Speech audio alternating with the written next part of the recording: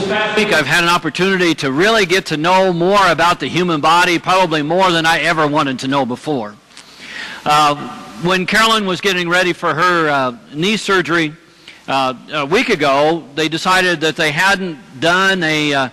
recently hadn't done a heart cath or a test on her heart to see how well her heart was doing after her heart surgery several years ago. And so they decided that she needed to go back in and see a cardiologist. And so cardiologist was going to run a bunch of tests, and one of the tests that they did was an EKG, which just keeps track of how the heart is beating and how it's working. But then they decided to do an ultrasound of the heart too, and I didn't get to see that particular test, but Carolyn did, and she says it was absolutely fascinating because she could actually watch her heart working in almost a three-dimensional picture that was showing up. Now, for those of you that are in the medical profession, you'll understand what I'm talking about, is that idea of being able to see exactly how your body is functioning almost live time is really kind of interesting. And it was for her to be able to see that and to know that her heart was working exactly the way it was supposed to. Of course, she knew that ahead of time. She tried to get them to not do the test, and they said, no, we need to know exactly what's going on. So they wanted to make sure that her heart was working right, and it was working very, very well. And so she got that test. Well, then on Wednesday when she went in to do her knee surgery, the surgeon comes out after they get all done, and he's got a whole page of pictures of the inside of her knee. Now, I've never seen those kinds of things before. I'm not a medical student. I vaguely remember what we did in biology in high school, and I didn't like it, so I didn't take any of those courses going on into college. So, to be able to see the inside workings, the tendons, the kneecap, the joints, the bone, everything, we just had a whole series of pictures that showed exactly what was going on the inside of her knee, and I thought that was absolutely fascinating, that I would be able to see those kinds of things and see them in a picture and see what was going on. Now, they didn't find what they expected to find, which was a couple of tears in her meniscus, but they did find a lot of arthritis. They got that all cleaned out. We're hoping that that will make her knee joint compatible with the rest of her body so that she can really do what she wants to do. So there are ways to find that out. And then, the end of this last week, my doctor tells me that I'm past due for a colonoscopy. No, I'm not going to describe that to you at all. We're not into trying to gross each other out this morning, but it's just that the whole procedure and everything. By the way, the doctor did tell me I was near perfect, so you figure that out. Okay. So those kinds of things fascinate me. The parts of the body all have their own function. And I think that's why Paul started to talk about this kind of idea of the church. That the church is all kinds of different kinds of people. And the people in Corinth weren't getting that. They were thinking that if you weren't a prophet, if you weren't a teacher, you were a nobody. All the people had to be concentrated into one kind of function, one kind of profession, one kind of idea, and those were the important people. And so Paul had to lay out for them that the idea behind the body of Christ, the church that Jesus Christ was trying to develop, took all kinds of talents, it took all kinds of people, it took all kinds of ideas to make it work. And so he uses this function or this idea of the body to really draw a picture for people to understand. And he starts out by saying that one part of the body can't decide they don't want to be a part of the body. The hand can't decide that since I'm not the eye or the ear, I can't do anything. So I don't need to be a part of the body.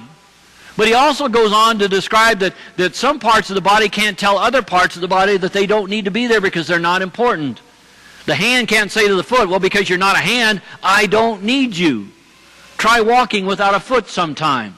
Or ask somebody that has lost a foot or a leg in combat or in some other way how difficult it really is to walk and balance yourself. See, we all need to have that balance not only within our lives but within our church that allows everyone to contribute and be a part of, because we all have skills and talents that need to be used in God's church.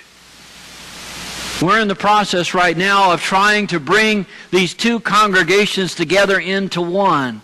And yeah, we're still in the learning process of trying to learn each other's names and talents and skills and interests and hobbies and all those kinds of things. But in the process, God's kingdom keeps growing. And God is calling us to participate in that kingdom. God is wanting us to be a part of that. He's wanting us to be so a part of it that we all become one body.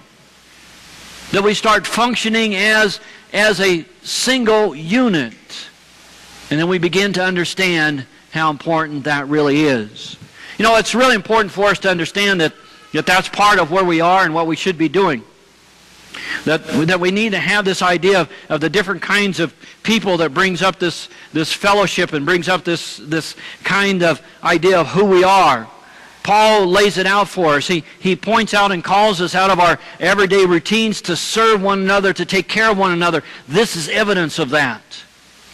That we can, once something has been brought to our attention, we can take care of it. And there are so many things that we can do.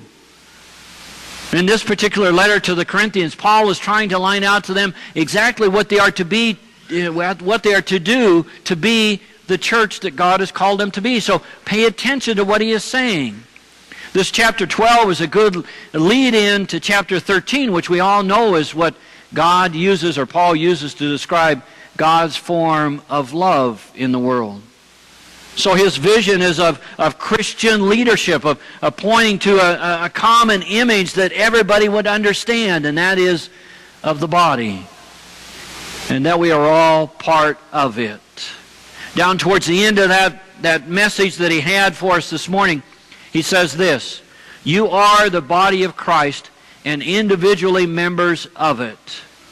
Now, if you really think about that as a part of who we are, we are the individuals that make up this body, but we're one body. So how do we function as one body? Well, let's see what Paul has to say about that. He really wants to understand that as a church we need to be dynamic, unified, and organic. So let's look at those a little bit closer. First of all, Paul's vision for the church is dynamic. And dynamic comes from the Greek word which is dunamis, which means power. Something that's dynamic moves. It accomplishes. It gets to the goal where it's going, and it gets done what needs to be done. It's not standing still. It's always moving. It's always doing. It achieves, it makes a difference. You know, if you call somebody dynamic, it usually means that they're flamboyant, or they're loud, or they're or they exercise everything. I mean, if I'm dynamic, if I'm dancing across this entryway or this area up here, you're saying, man, he's a dynamic one. No, I'm probably just nervous. Or I've got a lot of pent-up energy. I have been locked in a house for 3 or 4 days. It does make a lot of difference. But we understand that that's part of it. This idea of moving, of having energy and doing things. Decades ago, a man by the name of Thomas Edison introduced something to somebody that they never thought they'd ever see before.